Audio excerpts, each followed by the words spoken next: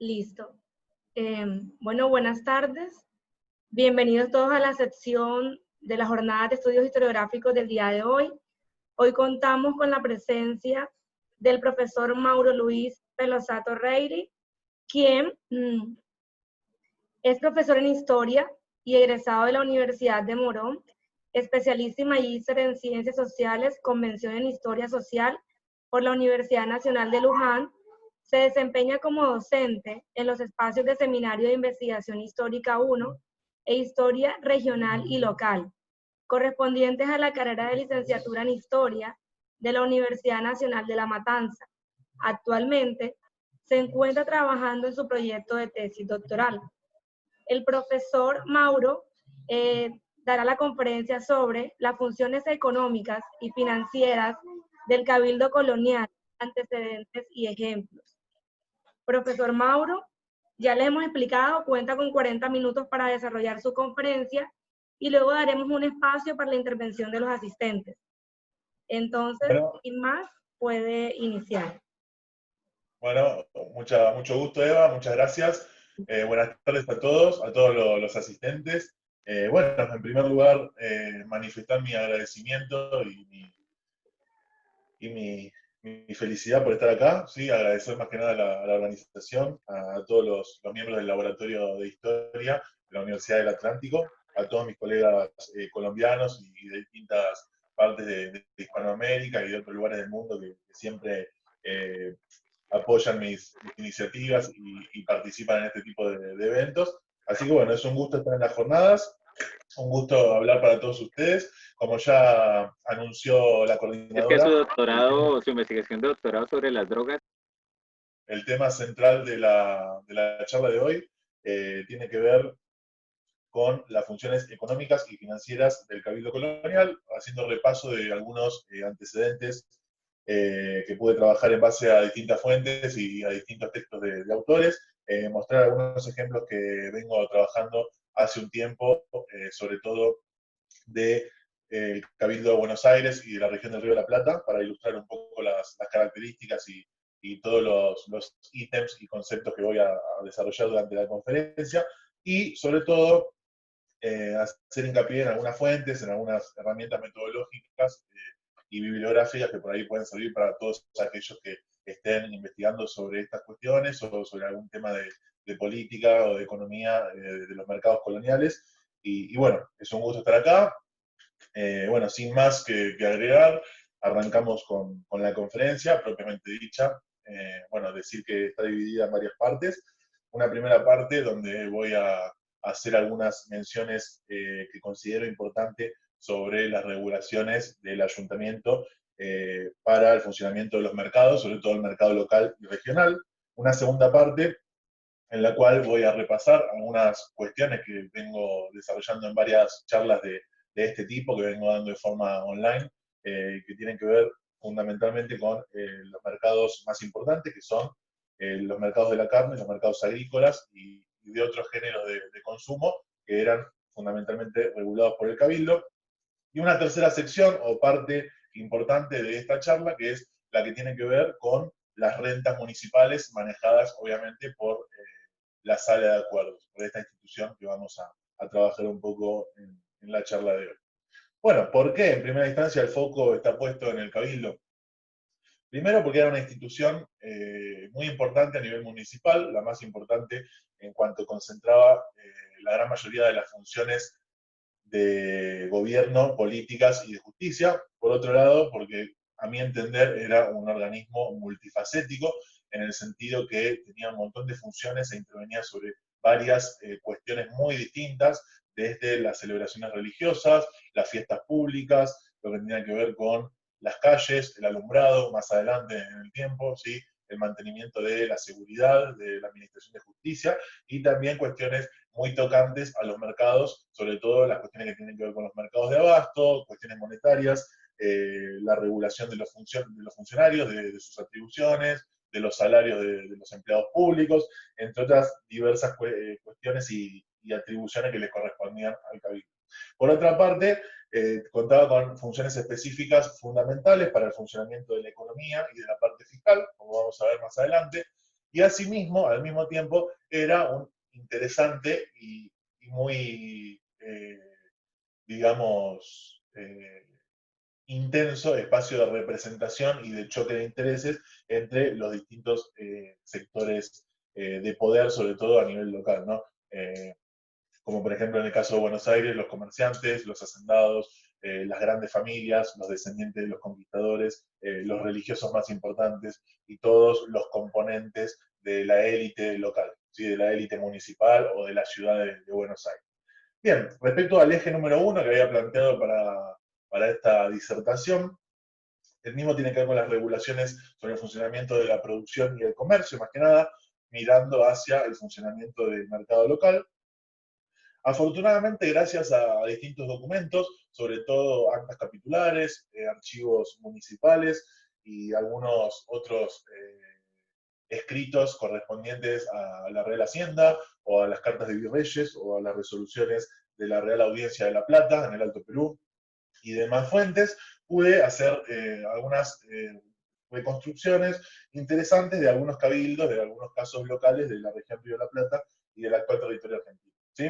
Por ejemplo, la gran mayoría de mis acciones y de mis trabajos están asociados a la ciudad de Buenos Aires y al Cabildo de Santa Fe, principalmente esos dos ayuntamientos. En el caso de Santa Fe, me pude encontrar con que la gran mayoría de las intervenciones del municipio en materia económica tenían que ver con la ganadería vacuna, a partir de la organización de vaquerías y recogida de ganado para obtener cueros o principalmente para garantizar el abasto de carne urbano. Los controles de marcas y señales para manejar no solamente la propiedad de las haciendas, sino también para tener un control sobre la oferta de ganado y la potencial oferta de carne que pudiera haber para el mercado interno. Y obviamente a partir de las licencias o permisos que este tipo de instituciones solían negar o solían autorizar, lo que se hacía era ver, bueno, cuáles son los vecinos interesados, cuáles eran los criadores o los productores, y sobre todo cuáles eran los que estaban más vinculados al comercio de estos productos. Cebo, grasa, carne, ganado en pie, no solamente pensando en el abastecimiento interno, sino también en la conexión que era muy importante y muy fluida con otras regiones, ¿sí? Como la provincia del Tucumán, el Alto Perú y obviamente la ciudad puerto de Buenos Aires. Otro de los ejemplos que pude trabajar principalmente con el estudio de los cabildos o de las sesiones capitulares es el de San Luis, ¿sí? La ciudad de San Luis, actualmente correspondiente a la Argentina, en ese momento parte de la Capitanía General de Chile, entre 1700 y 1750, que es el periodo que yo pude abordar, se caracterizó más que nada, no tanto por el tema de las vaquerías o de las cuestiones que tienen que ver más que nada con la ganadería y la agricultura, sino también con la administración de recursos fundamentales e indispensables, considerados como indispensables por las autoridades, como el agua a través de la construcción de acequias, por ejemplo, para irrigar a los distintos terrenos y a las distintas explotaciones agrícolas del territorio. No solamente para garantizar que haya alimentos, que haya harinas y panificados, sino también porque era una cuestión muy importante para conectar a la ciudad de San Luis, en este caso, con otras regiones, por ejemplo, como Chile, ¿no? A través del envío de harinas o conectarse también a través del envío de ganado mular o mulas para el funcionamiento de las minas del Potosí, entre otras cuestiones, ¿sí? Por lo tanto, las licencias van a estar asociadas principalmente al trigo y a los envíos de mulas. En el caso de Buenos Aires, que es el que más conozco por experiencia y porque lo vengo desarrollando hace bastante tiempo ya en mis investigaciones y además de que es el cabildo que incluyo en mis tesis de posgrado, principalmente los mercados que son regulados o que son intervenidos por el cabildo, siguiendo esta lógica proteccionista que tenían no solamente los ayuntamientos, sino todas las autoridades coloniales desde las políticas que se bajaban desde España, ¿sí?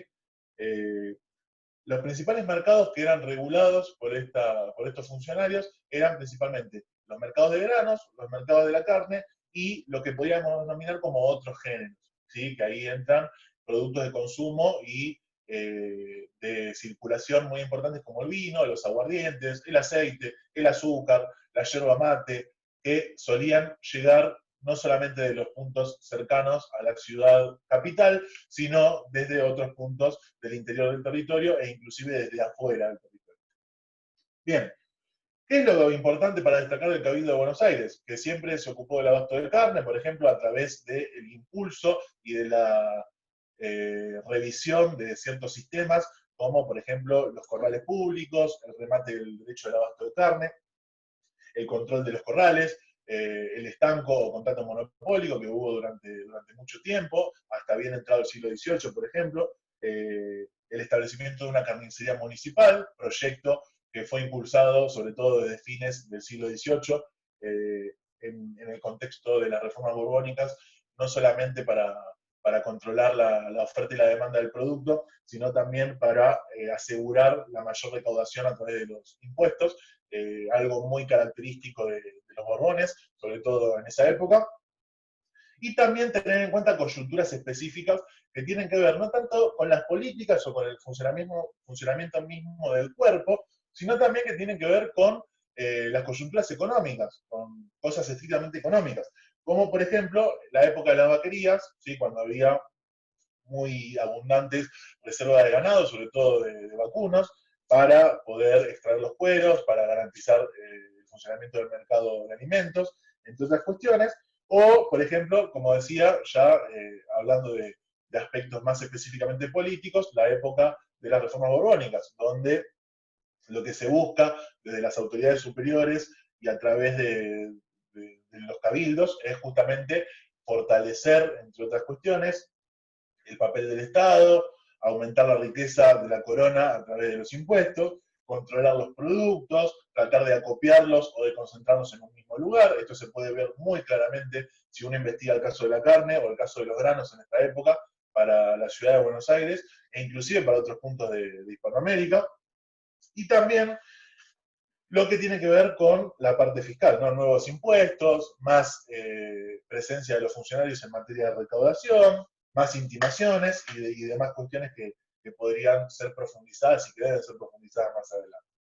Bien, otros ejemplos que he trabajado y que me encuentro trabajando todavía sobre el tema del mercado regulado son, por ejemplo, los del Cabildo de la Villa de Luján, ¿sí? El segundo cabildo en importancia en el territorio de la ciudad y provincia de Buenos Aires, que como estaba en ese momento ubicado y era cabecera de los pagos y partidos rurales de producción agrícola y ganadera de todo el circuito Buenos Aires y región Río de la Plata, lo que hacía era más que nada tener particular atención sobre las funciones de justicia en el ámbito rural, ¿sí? A través del nombramiento de ciertos funcionarios que no solamente garantizaban el orden o la paz dentro del territorio y lo que tenía que ver con las relaciones entre los pobladores, sino también que cumplían atribuciones muy importantes en lo que tenía que ver con la agricultura y la ganadería, como el amojonamiento de tierras, los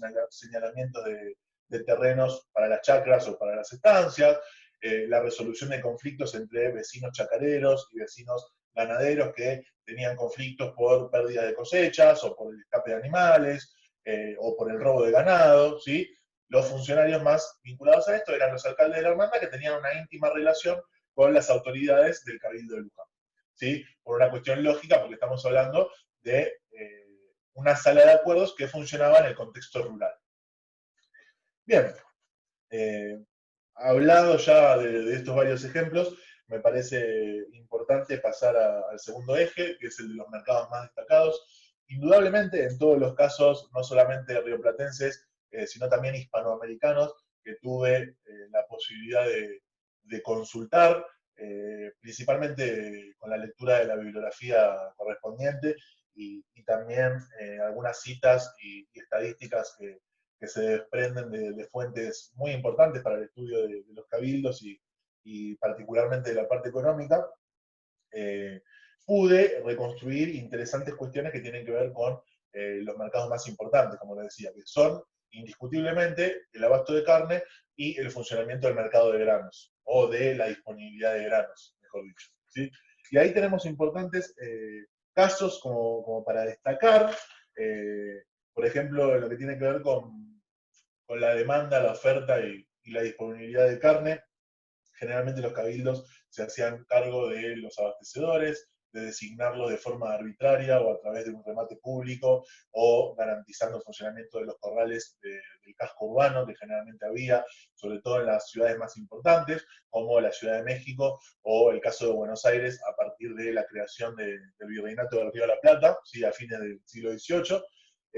También se ocupaban de acordar los precios, la calidad de los productos, asegurarse a través de ciertos funcionarios como el fiel ejecutor, como para mencionar al más destacado, que era uno de los regidores del cabildo, que se ocupaba de no solamente de controlar las carnicerías o los pesos y medidas, sino también de aplicar las multas correspondientes a los carniceros o a los tenderos o pulperos que se abusaran con los precios, que cometieran fraudes en el peso de la mercadería, o que hicieran algunas cuestiones o algunas maniobras que fueran consideradas en ese momento como infractoras, ¿sí? Como fuera de la ley o fuera de la normativa establecida.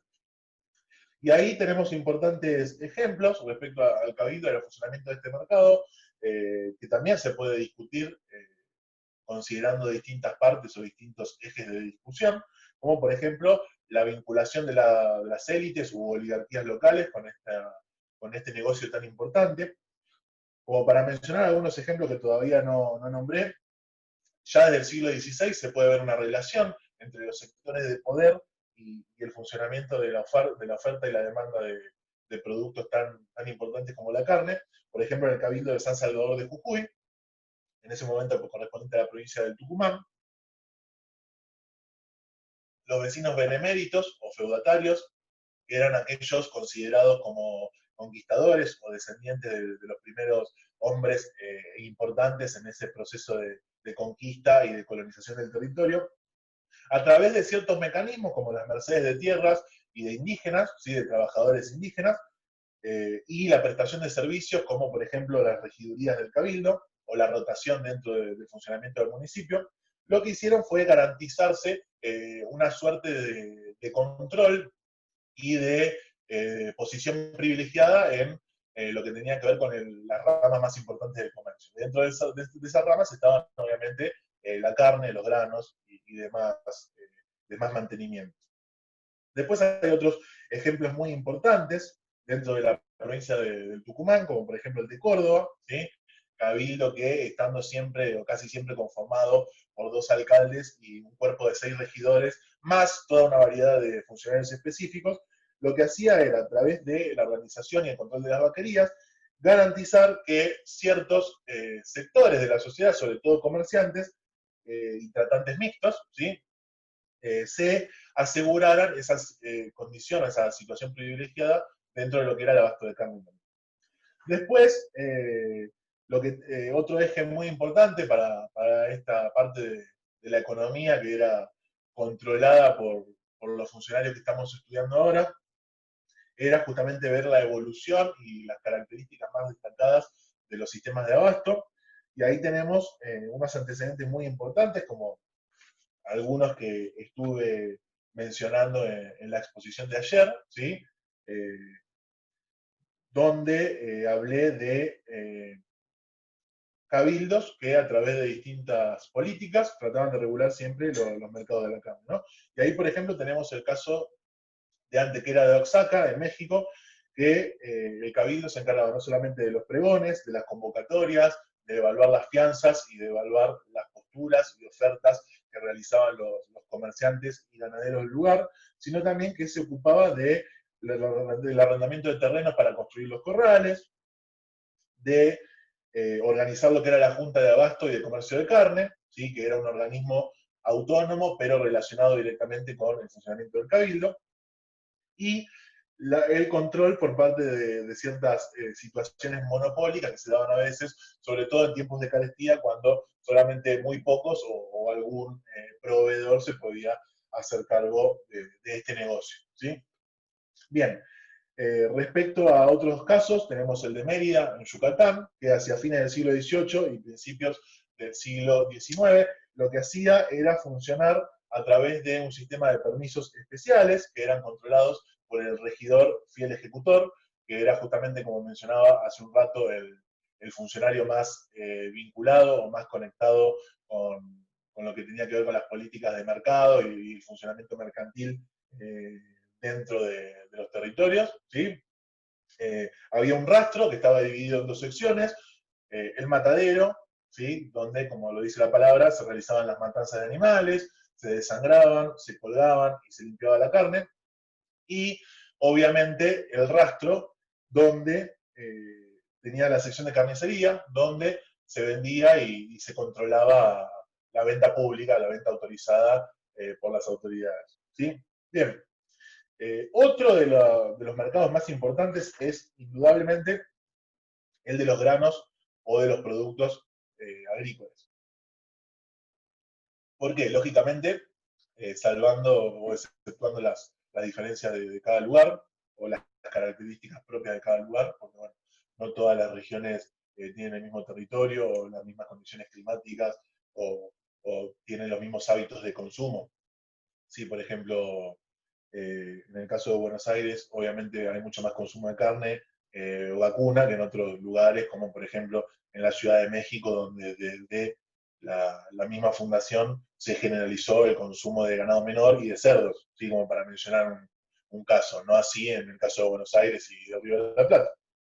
Tiene que ver por, digamos, por distintas situaciones y cuestiones no solamente políticas o económicas, sino que tienen que ver también con los hábitos de consumo. Por otro lugar, como decía, los mercados agrícolas eran muy importantes y generalmente lo que se trataba era de imponer las instituciones españolas, que se utilizaban también en la península, para asegurar que hubiera reservas de cereales, de harina, de panificados, y que hubiera una oferta regular, ¿sí? Que hubiera un precio justo, y que todos los sectores de la sociedad, desde los más ricos hasta los más pobres, pudieran acceder a este alimento tan preciado y tan demandado. En el caso de la Ciudad de México, desde muy tempranamente, ya desde la década de 1520, surgen con la fundación misma las primeras medidas, que hasta la primera mitad de esa centuria van a tener que ver con la difusión del trigo o los intentos por imponer los cultivos y el consumo de trigo en una sociedad claramente con mayoría de población indígena y donde el maíz era un producto más importante que el trigo. Se trataron de imponer ciertas regulaciones como el tributo en especie, o sea que los indios de las encomiendas o de los pueblos indígenas pagaran su tributo, no solamente en trabajo, sino también en especies como, por ejemplo, maíz, ¿sí? Para que ese maíz pueda ser consumido por los centros urbanos más importantes, en este caso, la Ciudad de México. Otras medidas muy destacadas fueron el abasto de la ciudad obligatorio, que todos los pueblos rurales tuvieran que mandar sus productos obligatoriamente al mercado urbano, con el riesgo de sufrir multas, en el caso de los nativos, sufrir castigos corporales, prisión o hasta la pérdida de la mercadería. También la regulación de los frutos de la tierra como monedas. ¿Sí? Recordemos que el sistema monetario tardó en algunos casos inclusive bastante, para funcionar como lo hacía con las unidades de medida o las unidades monetarias españolas. Por eso se usaban distintos productos, como era el caso del maíz en México y alrededores, en otros lugares del territorio mexicano y centroamericano se usaba mucho el cacao como moneda, o en el caso del Río de la Plata, no era raro encontrar que se utilizara a las cabezas de ganado como parámetro monetario, como dinero. ¿Sí? Bien, obviamente las regulaciones estuvieron en gran medida asociadas a la producción de harina, a los molinos, a la calidad y la variedad de estos productos, a los fraudes que eran muy comunes que se dieran, que solía haber, quise decir, a las harinas, como decía, y obviamente a la producción y distribución de panificados. Todas actividades donde la presencia del Estado estaba muy marcada y era bastante fuerte, era bastante restrictiva en varios sentidos. Obviamente, después tenemos otros casos como el Cabildo de la Ciudad de Veracruz. Traté de marcar más que nada ejemplos que tuvieran particularidades. ¿Sí? Obviamente el total de los casos de historia local son imposibles de abarcar, pero bueno, el Cabildo de la Ciudad de Veracruz, como ustedes saben, está ubicado en una ciudad-puerto y tiene ciertas particularidades muy parecidas o que generan algunas similitudes con Buenos Aires, que también fue una importante ciudad-puerto desde su fundación, pero que bueno, ganó importancia más adelante. ¿Qué es lo que quiero decir con todo esto? Al ser una ciudad-puerto, era obviamente controlada por una burocracia de comerciantes que ocupaban los principales puestos en el cabildo, particularmente las regidurías que, como en buena parte de América, eran puestos que se sacaban a remate y que se compraban, ¿sí? Y que se podían enajenar, en algunos casos inclusive.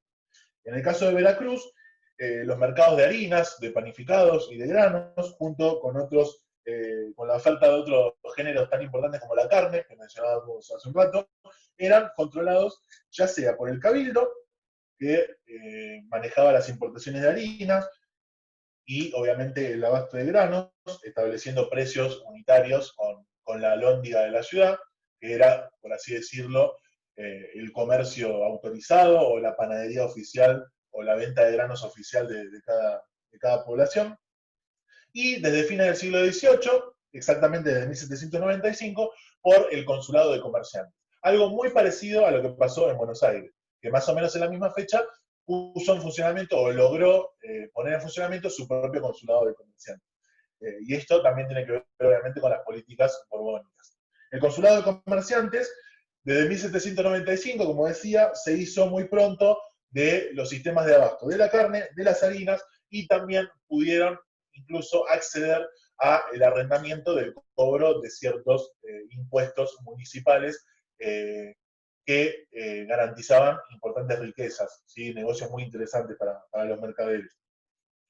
Y en el caso de Puebla, también en México, Puebla de Los Ángeles, lo que me llamó la atención, más allá de que todos los autores que trabajaron en esa región, que por cierto era muy famosa por ser la abastecedora de granos de los centros urbanos más importantes de Nueva España, lo que me llamó la atención fue el funcionamiento muy temprano, ¿sí? Desde ya el siglo XVI, siglo XVII, de un gremio de panaderos, dentro del cual tuvieron una extraña o particular importancia, por así decirlo, los indígenas, ¿sí?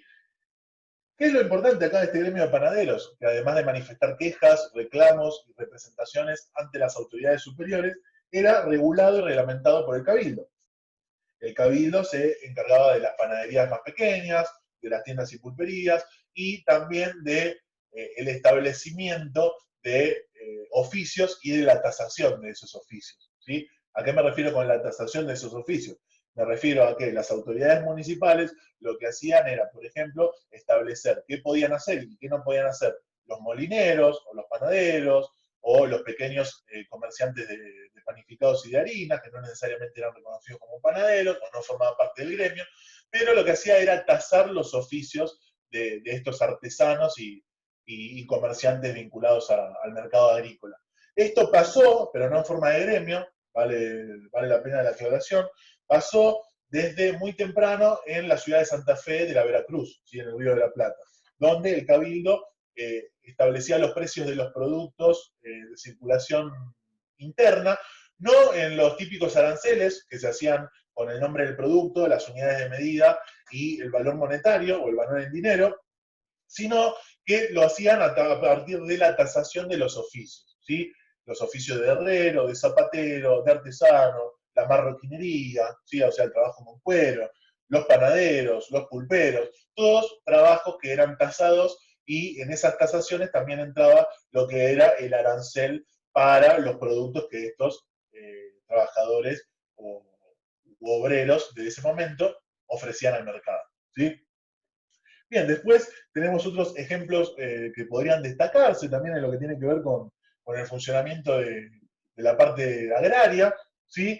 Que son el Cabildo de Santa Fe de Bogotá, ¿sí? Capital de la audiencia que lleva el mismo nombre, la audiencia de Santa Fe, en Colombia. Lo que hacía era regular el mercado de una forma bastante particular o bastante distinta a lo que estamos acostumbrados, ¿sí? Más allá del pósito o de la alhóndiga, este ayuntamiento hizo más hincapié en los registros de pesos y medidas, que eran registros oficiales, que se acordaban entre los funcionarios y los interesados en hacer negocios con estos efectos, con estos productos. los inventarios de trigo, de tierras y obviamente de las herramientas que usaban también los panaderos y los dueños de los molinos y los comerciantes también, y a través de licencias. Licencias para comerciar, para exportar, para importar y obviamente también para tener un propio establecimiento comercial dentro de la ciudad. En el caso de Cartagena de Indias, que están trabajando en este momento muchos amigos de allá justamente de Cartagena, de Colombia, con los cuales me mantengo bastante en contacto, así que bueno, ellos harán sus preguntas y harán sus comentarios al respecto. Lo que pude ver en el caso de Cartagena de Indias era como puntualidad más destacada el establecimiento de un asiento o contrato monopólico que recaía o sea, recaían particulares, pero no en el sentido que estamos acostumbrados de un asentista o un monopolista, sino en compañías comerciales, integradas por varios mercaderes cuyos intereses estaban bastante diversificados y que no se limitaban solamente a la harina, al pan o a los granos. Y que a través de la licencia de abastecimiento, estos asentistas o compañías recibían no solamente el beneficio, sino la obligación de abastecer a toda la población e inclusive a los navíos comerciales. Y a través de ahí se establecían contratos de hasta 5 años y los obligados o beneficiados se tenían que comprometer a los pagos anuales para las rentas reales, ¿sí? Para las rentas del municipio también, respetar los aranceles y obviamente aceptar las inspecciones de los establecimientos que estaban a cargo de los funcionarios capitulares. Bien, hay otros ejemplos importantes también que podría profundizar. Y bueno, si ustedes gustan hacerme alguna pregunta o algún comentario, después lo pueden hacer, como el de Quito y Guayaquil en el Ecuador, ¿sí? Que estaban vinculados a la publicación de aranceles, a las atribuciones de los regidores, a las prohibiciones de extracciones de pan, más que nada, y sobre todo a la integración entre las chacras de algodón y las chacras de maíz, hablando específicamente del caso de la ciudad de Guayaquil. Y otro ejemplo que destaco y que me llamó también la atención por la escasez de trabajos y de antecedentes que hay al respecto, es el del Cabildo de Montevideo, ¿sí? Capital de Uruguay. En el caso del Cabildo de Montevideo, tengamos en cuenta que es una fundación que se estableció a partir de 1726, recién, una de las más tardías dentro de la región del Río de la Plata. Se estableció muy pronto un sistema que era el sistema de la ataona pública o ataona municipal, que era básicamente una molienda oficial, única, exclusiva, reconocida por la burocracia del lugar, ¿sí? Reconocida por quienes tenían la función de hacerlo, que recaía en un taonero. ¿Sí? Este taonero, encargado de administrar este molino, lo que tenía que hacer era administrar trigo para todas las tiendas y pulperías, obviamente respetar las unidades de medida y de peso que se establecían por reglamento, y ocuparse del mantenimiento, de las buenas condiciones y de lo que se producía en materia de harinas para el consumo de la urbe, ¿sí? De la urbe de Montevideo. Y funcionaba una única ataona municipal y muy pocas tiendas y pulperías que dependían obligatoriamente, no les quedaba otra, que depender depender para la producción de pan y para el comercio de pan o de bizcocho, de lo que salía de ese molino y de cómo funcionaba esa taona, ¿sí? Bueno, por último, y espero haber sido claro hasta acá, que haya sido una charla interesante, por último, para ir redondeando en estos 10 minutitos que me quedan, hablar del último eje y plantear como discusión, el último eje que tiene que ver más que nada con la parte fiscal, que es la administración de las rentas municipales, que competía obviamente al ayuntamiento. Y acá tenemos que hacer una división entre propios y arbitrios por un lado y entre los gastos municipales por el otro. Todas cuestiones que eran controladas obviamente por la corporación que estamos discutiendo en este momento, ¿sí? Que nos invita al desarrollo de esta conferencia. Respecto a los propios eran ingresos, ¿sí? Ingresos para el municipio, los arbitrios también lo eran, solamente la diferencia tiene que ver más que nada en cómo se percibían estos ingresos, esta recaudación. Los propios estaban compuestos a grandes rasgos, ¿sí? Y acá me animo a generalizar un poco, en licencias, servicios y alquileres. ¿Qué son las licencias? Las licencias son, como mencionaba cuando hablaba del ganado o cuando hablaba del comercio y de la producción, las licencias son los permisos que el cabildo daba a los abastecedores o a los pulperos o a los que querían hacer faenas de ganado o a los que querían exportar, ¿sí? Por ejemplo, entre otras cuestiones. Los servicios eran el pósito, la alhóndiga, las reservas de granos municipales, los derechos de anclaje que se cobraban, sobre todo en las ciudades puerto, como era Veracruz, o como era la ciudad de Buenos Aires, o Montevideo mismo, los derechos que se cobraban sobre las cementeras y campos de cultivo, ¿sí? O sea, para producir y para poder beneficiarse de lo que se producía, los productores tenían que pagar un canon o una renta al municipio, y también había alquileres. ¿Alquileres de qué? Alquileres de edificios, alquileres de comercios, de habitaciones, e inclusive arrendamientos de tierras que pertenecían al Estado y que el Estado cobraba una renta a los particulares que quisieran usufructuar o que quisieran habitar ese tipo de lugares. Por otra parte tenemos los arbitrios, que están vinculadas más que nada a las inspecciones y multas que se desprendían de estas famosas visitas y registros que hacían los regidores sobre los establecimientos comerciales.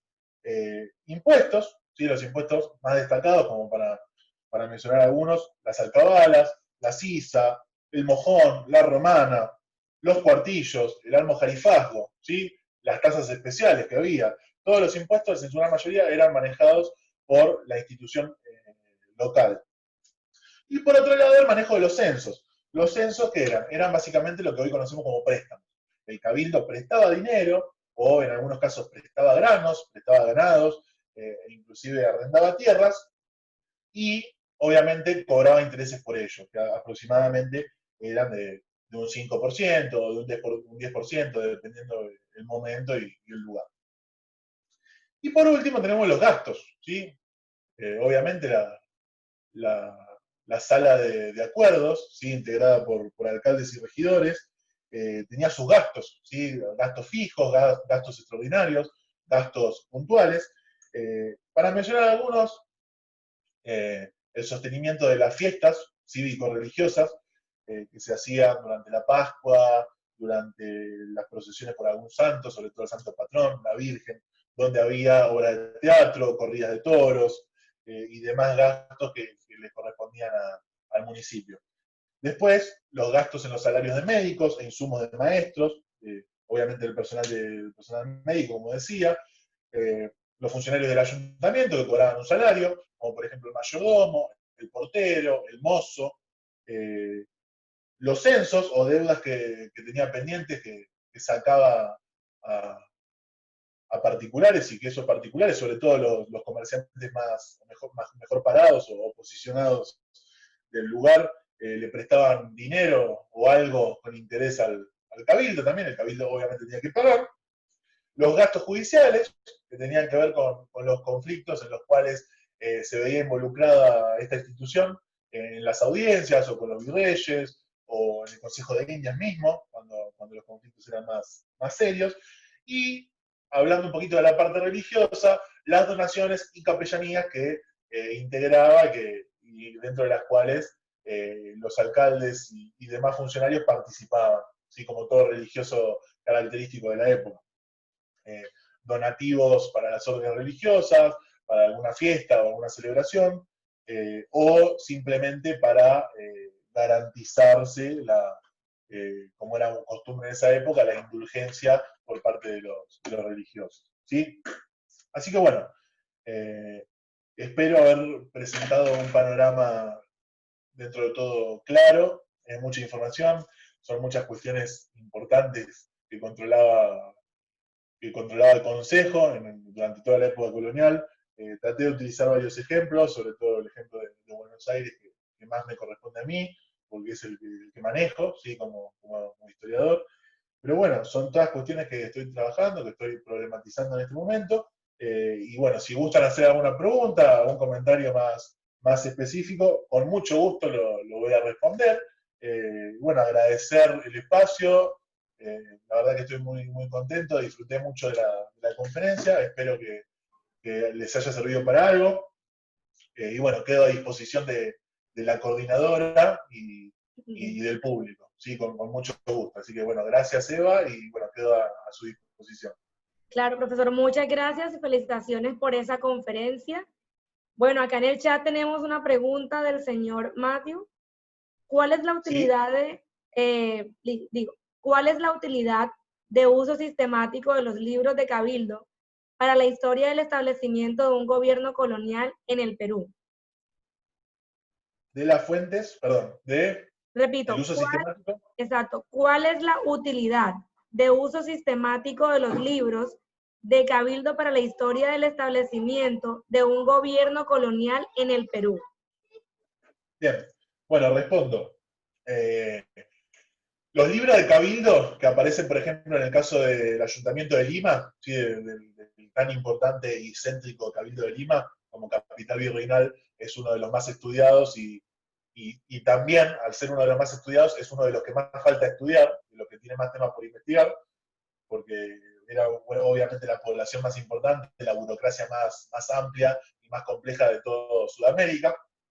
Los libros de Cabildo, al igual que las actas capitulares o acuerdos de Cabildo, que son los que estudio yo para Buenos Aires o para Santa Fe, se pueden sistematizar de distintas maneras. Depende del tema, depende de la pregunta, el objetivo o la hipótesis que usted plantee, ¿sí, Matthew? Básicamente tiene que ver con eso.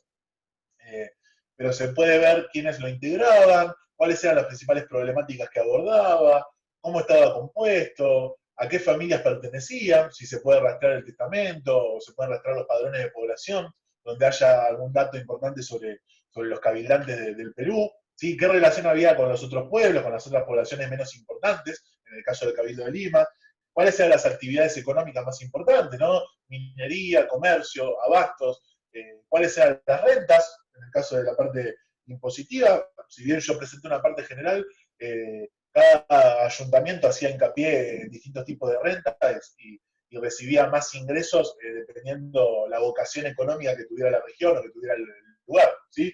Pero a lo que me refiero con un estudio sistemático es hacer series, establecer estadísticas, contar el total de las reuniones, contabilizar por temas, establecer distintas problemáticas para el estudio y sobre todo mostrar eso a través de gráficos, eso es lo interesante. Así como también tratar de complementar los libros de Cabildo con otras fuentes que son muy importantes, como los propios de la ciudad, como las sucesiones o testamentos de los vecinos más importantes, los padrones de población y también lo que tiene que ver con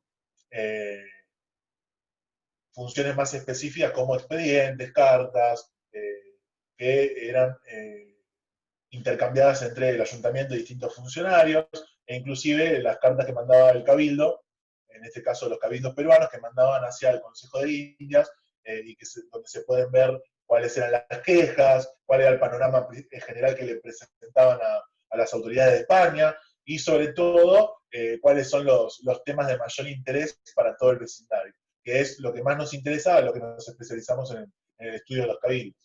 Así que bueno, espero haber respondido. Esas son las opciones que le puedo presentar, que le puedo ofrecer. Y con mucho gusto discutiría, y si quiere continuar el contacto y la discusión, para posibles comparaciones entre los cabildos peruanos y los cabildos del Río de la Plata. Listo, profe, muchas gracias. En el chat tenemos otra pregunta de Andrés Muñoz. Es la siguiente. ¿Qué tan consistentes son las series de los libros de cabildos y actas capitulares de la ciudad de Buenos Aires en la colonia? Otra, ¿hay vacíos documentales de importancia? Me comenta, profe, si se las repito. No, ya anoté todo, perfecto.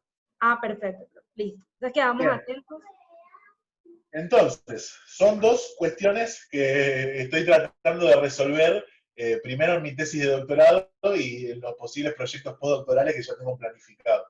que son en un primer momento sobre el Cabildo de Buenos Aires y luego extenderme a otros lugares de la región y de América Latina.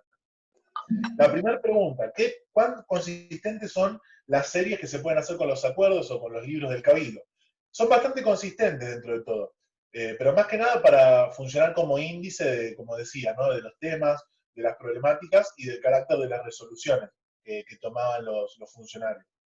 Y en cuanto a la segunda pregunta, obviamente, volviendo a la primera, hay que complementarlo con toda otra documentación más descriptiva o con más información, con más datos. Respecto a los vacíos documentales, la voy a responder a través de un ejemplo que yo investigué para una presentación que tuve justamente la semana pasada, que di con unos colegas peruanos, que es la de fines del siglo XVI, la de la etapa fundacional de la ciudad de Buenos Aires. Y ahí hay varios vacíos documentales. Por ejemplo, la fundación de la ciudad fue en 1580, el Cabildo empezó a funcionar en 1581, y las primeras actas que podemos consultar con regularidad y con abundancia son recién a partir de 1589. Y esa continuidad se interrumpe en 1591, para después volver a partir de 1605. ¿Sí? O sea que hay muchos vacíos documentales en esos primeros años de Buenos Aires, lo cual nos limita al problema de no poder establecer series y solamente poder hacer acercamientos de tipo descriptivo o explicativo, con ejemplos y con la explicación de esos ejemplos, más que nada. Pero bueno, no podemos comprobar nada a través de series. ¿Sí? Ese ejemplo creo que es muy útil para entender las limitaciones de la fuente. Y a diferencia de periodos posteriores, no tenemos el archivo municipal, ni tampoco tenemos los protocolos de los escribanos del Cabildo, ni tampoco tenemos los testamentos o sucesiones de los vecinos que integraban el gobierno. Por lo tanto, lo único que podemos hacer son descripciones. Listo, profesor, muchas gracias. Bueno, a los asistentes que nos acompañan el día de hoy, sí, bueno, aquí ya tenemos otra pregunta en el chat. También está abierto para los demás. Si desean, pueden abrir sus micrófonos y hacer la pregunta. Bueno, profesor, acá hacen la siguiente pregunta. ¿Podría proponer comparaciones y diferencias entre los cabildos de Lima y Río de la Plata? Sí. En primer lugar, teniendo en cuenta los temas que yo estudié, en el caso del Cabildo de Lima, funciones tan importantes o servicios tan importantes como el abasto de carne fueron desde un primer momento controlados primero por los encomenderos y luego por los comerciantes, los grandes comerciantes de la capital del virreinato. En el caso de Buenos Aires, fueron dominados en un primer momento por los hacendados, ¿sí? O estancieros, que no eran grandes productores, ni mucho menos, pero eran los únicos capacitados como para hacerse cargo del abasto de carne local. En el caso de otras problemáticas o de otros temas, me gustaría pasar directamente a las fuentes. Las únicas fuentes que conozco para el estudio del Cabildo de Lima son, por un lado, o por lo menos para la parte económica, que es la que yo me especializo, son los libros del Cabildo y los expedientes o cartas de los fieles ejecutores y demás funcionarios con atribuciones económicas. En el caso de Buenos Aires, hay un archivo municipal apartado de las actas del Cabildo y también disponemos de otros registros, como son, por ejemplo, los reglamentos de rentas, de propios, de arbitrios, que se profundizan sobre todo en el siglo XVIII. En el caso del Cabildo de Lima, yo solamente pude ver los libros, pude leer muy por arriba los libros del Cabildo. Y lo que se puede ver es mucha más importancia desde muy temprano de mercados como los que eran representados por el ganado mular, ¿sí? Por la minería, obviamente, cuyos comerciantes estaban con muchos intereses en la actividad minera, y obviamente un gran comercio de exportación e importación, sobre todo introducciones de esclavos, introducciones de productos españoles, de forma muy masiva, desde muy temprano en Lima, no así en Buenos Aires, donde los registros son más dispersos, son más pobres, y la población obviamente es mucho más insignificante, ¿sí? Hasta bien entrado el siglo XVIII. Pero bueno, esas son las comparaciones que puedo establecer ahora o que se me vienen más rápido a la mente como para poder responder. Listo, listo, profesor. Muchísimas gracias. Le preguntamos a los asistentes si tienen alguna otra inquietud. Acá el profesor está atento.